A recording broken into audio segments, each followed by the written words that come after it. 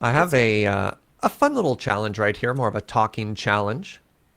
I like I- talking. If folks are comfortable sharing this, I'm comfortable. before coming to Dawn Guard, or being a full-on entertainer for people who are doing that before, what did you do before Desert Bus? Before you were an entertainer, if you feel like sharing, Liz, do we want us to start with you?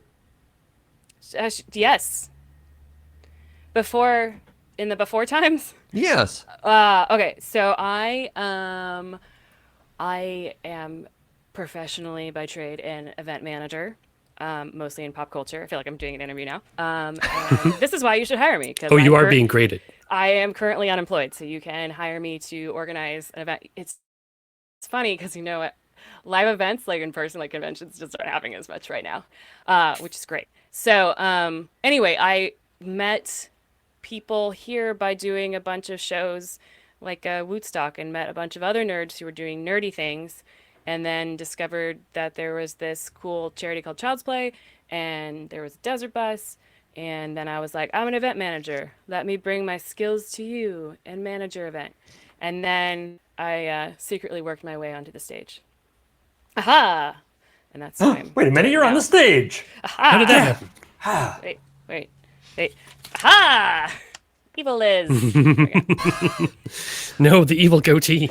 Aha! It was me the whole time. And Guesses, you then foiled my nefarious plan. exactly. Oh. And now whose turn is it? Well, real quick, do you want to talk about some cool things you've done? Because you've done some tremendously cool things. I would love to. It's one of those things of like, how much can I brag? How much is it? But if it's You Liz have the hour stage. and I'm the big screen, Hour. ah, well, so I have worked for myself with my biggest and first client was Cards Against Humanity. Perhaps you've heard of them. And then I worked at Wizards of the Coast. I worked for Reed Pop on New York Comic Con. I did some cool stuff with Blizzard. When I worked at Blizzard, I helped with BlizzCon and worked in esports. And then didn't like working in esports. And then I went to Capcom, where I got to do events and, as we call them, activations, where people can come and experience the brand. But really, for me, it was like I got to make a 60-foot tall dragon that is an ice dragon, I mean, and you that's could sweet. put your head in it, and it looks amazing. For Monster Hunter, we were like, Monster Hunter, we had this event, and there was this new, like, grandma cat chef that people thought was really cute. And I had an internal, like, this campaign with me and one of the brand managers to get a mascot plush sized grandma cat that could run around and hug people at events. And they laughed at us. They laughed at us. And then we were able to get someone to make us a giant cat costume. And so I got to hug a big cat, and it was great. What It I love was about it, GSTQ Fashions. They actually have a like behind the scenes video and like a making of thing. It was very good. yeah, For it was Grammy Ouster is the Grammy name of the Elster. character. It was very good. It So was so did good. did you get this cat made just so you could hug it? Yeah, I mean that's the secret for events is I just make things that I want to see and so I could have a hug. But then it was something like, oh my God, the cat's head has gone missing. Has anyone seen the cat's head? I have a paw and no Oh cat my head. God. And then That's like the lady who had to be in it was on stilts. It couldn't see things. It couldn't fit through the door, but it had like a hoop skirt. So then we like squeezed her together and that's pushed her through the door. I don't think there is any convention that you want to be at where right before it starts somebody's like, "Where's the cat's head? We don't know where it is." And if It's there is a convention in which that's like not a problem, I don't know if I want to be at that convention. If I may jump in very quickly, just a reminder, there are only 10 minutes remaining in the silent auctions that are up right now. So snipers, get ready to take your shots. Repeat, they are closing in 10 minutes. And we just passed $125,000 total Look for at the that. run. So thank you, everybody, for your generosity. We really appreciate it. Liz, you want to gush anymore? Or do you want to pass the stage on to somebody? I was going to say, speaking of 10 minutes, that's also 10 minutes until the first full 24 hours of Desert right. Oh. And that's 10 minutes until silent auctions are done. Did we just say that? That's how I started, yes. Okay. Well, I just got distracted by 125K, and I was like, "Brr." Cool. And we're doing a donation drive. Anyway, what were we talking about? Me. Anyway, okay. So, You wanna gush more? yes. Oh, I worked on the Mythbusters tour, and as the handler for Adam and Jamie, and I got to live on a tour bus, and that's when I discovered that like I don't want to live on a tour bus. But an important lesson: if you ever live on a tour bus, you get these like little bunks that are basically they make bunk beds for the not cool people, and you sort of you slide in there, and create this little you have like a little zip up thing, so you have like a little cocoon that's yours where there's like a TV display that comes down and like a tiny little window. And I learned that if you fart in your cocoon, you only hurt yourself because it didn't have a lot of ventilation. True facts. And eating on the road isn't always the healthiest because it's like catered and stuff. So life tip, just be What's careful. worse, that or a sleeping bag? Oh yeah. Why am I bringing this up? I don't. Nobody wants to know the answer. I feel Okay. that's like one of those pieces. That's like a piece of like ancient Zen wisdom. You know, if man farts in cocoon, he hurts only himself. He hurts only himself. I love that. I would love to think of some new ones. And by the way, Serge, it is definitely in that and not the sleeping bag because I've been able to like zip up the sleeping bag up below my nose, but when it is the like room you're in. So And- when you zip it up like below your nose, you just kind of inflate the sleeping bag. Yep. Yeah, slowly. And then it just works its way out of the little zipper holes eventually. It a slow burn. diffuses at a rate that is not devastating. All right. I think So- they call that dithering. It's the word of the day, that and/or glue. Glue. All right, let's pass to. Why don't you nominate who's going to tell us about their background next? Louis? Ashton. Ashton. Me. Yes. Background. What are we doing here? Like our day jobs or background to how we get involved in Desert Bus? Curtains. Let's go. Let's Curtains do is his background. background. So the challenge is specifically around. I'm stretching for time. Career background before, other than like outside of Desert Bus. Okay. So I first moved to Canada in like 2000, and I started working at I was like fresh out of high school Where from? Where did you move from? from South Africa. South Africa.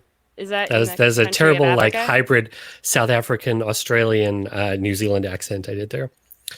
But yeah, I moved here in 2000. Here being British Columbia, Canada. And I started working in film and video post-production. And I did that for a couple of years. And then I started working for a startup doing digital signage and learned basically all the tech stuff that I know over the next, geez, how long has it been? Like 15, 20 years that I was a like developer and infrastructure person for a while. And now I have moved mostly into mostly purely infrastructure and what's called a site reliability engineer. So that's my official title. That's a good what I title. do at Electronic Arts for the past 6 years, 7 years, something like that. That's what I do. I didn't realize you were doing the audiovisual stuff or the like video production stuff. Oh yeah, I thought you were always doing the development, but that's awesome. No, I my dad had a software company in South Africa, so I grew up around computers and knew all of the tech stuff. But then I started going into more creative things on the computer and doing.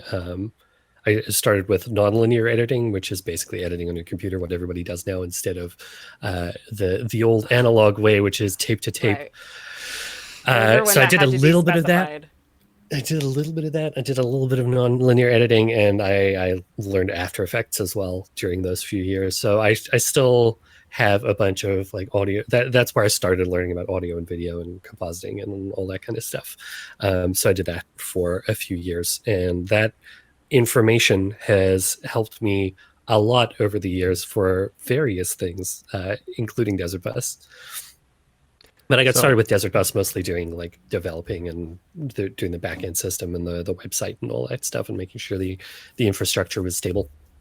So and we I all- continue to do that.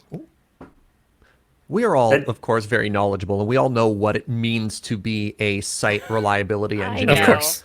But for, say, somebody in the chat who might not be familiar with that, you want to talk a little bit about that? Well, random chatsman. Ooh, can I take a guess first? Yes.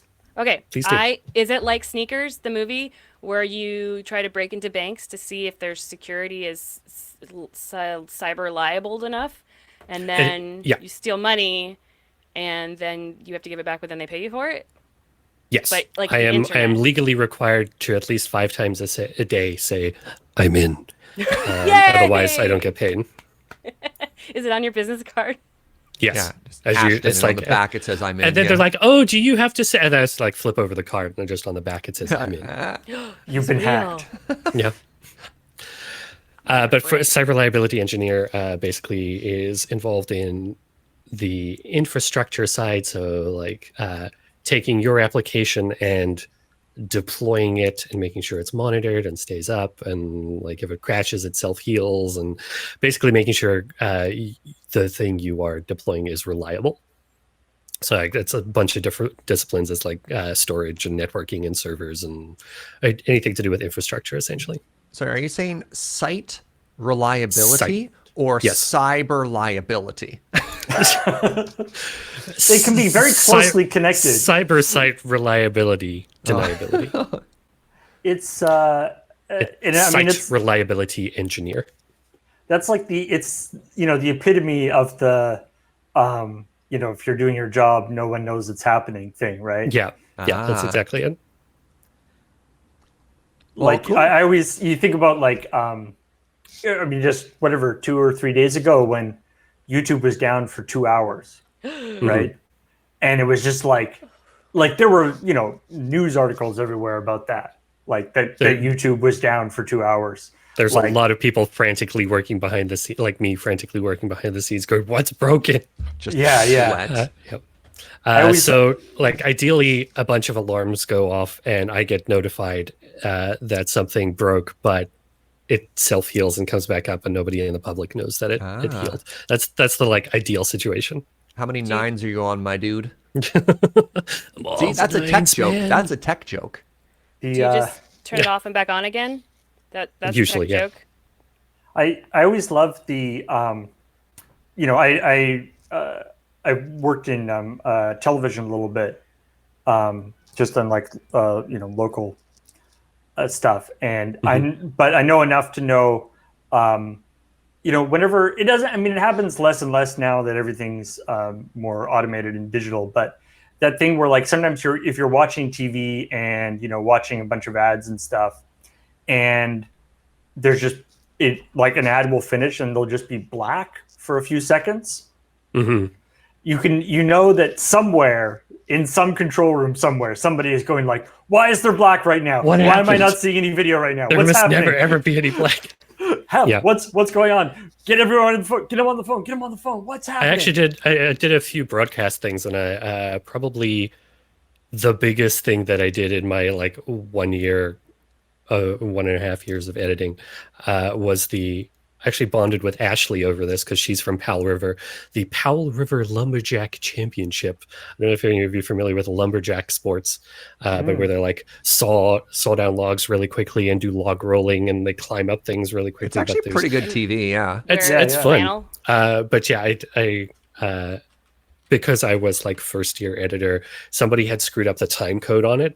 So I don't know if anybody is familiar with how a time code works, but usually underneath the video there's a signature for time code, so that you can have cameras all over the place, and they all sync up to the same time code. Everybody is on the same time. So if you need to cut between cameras, you are cutting to the same shot. Somebody had screwed up the timing code on all of the cameras. Oh, So no. every camera had a different time code. So I had to like Oh. go up and match footage and eventually edit everything together and put up like fake timing for the countdowns and all kinds of things. So that's that's why it was handed off to me, because it was a incredibly tedious and painful job. But at least it meant I got something on network television, so that's cool. Nice. Yeah, yeah. Hey, Paul, you're in the spotlight now. Why don't you tell us about who are you when you're not doing Desert Bus? Who are you? Hot seat. What are you doing? I'm. Talk. I mean, as everyone, or I am one of the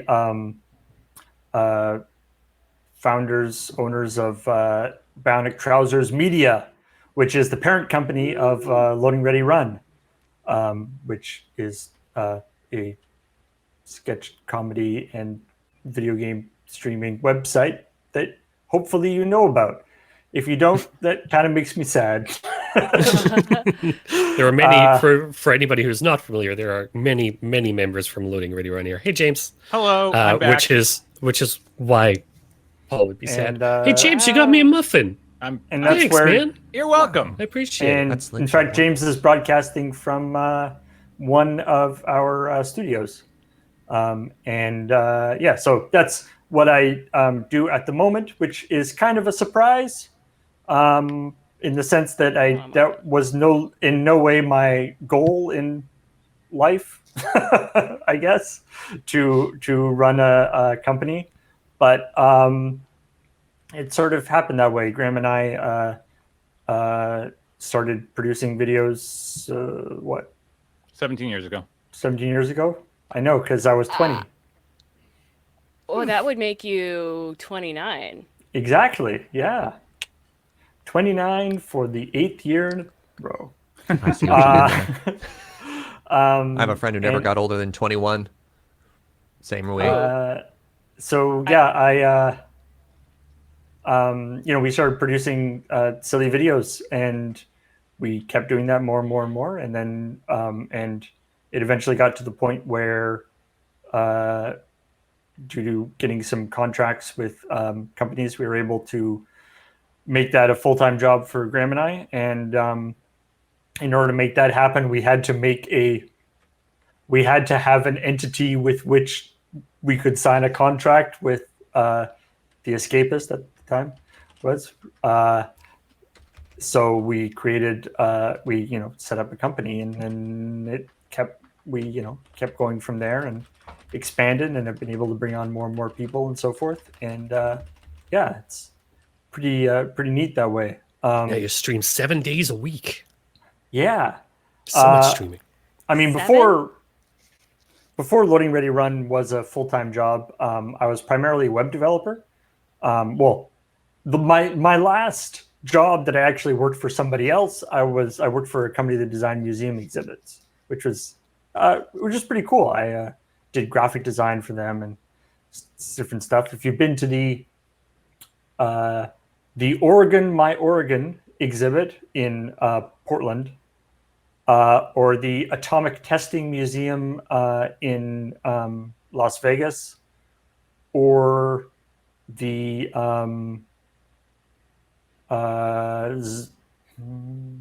Zendikar Center of I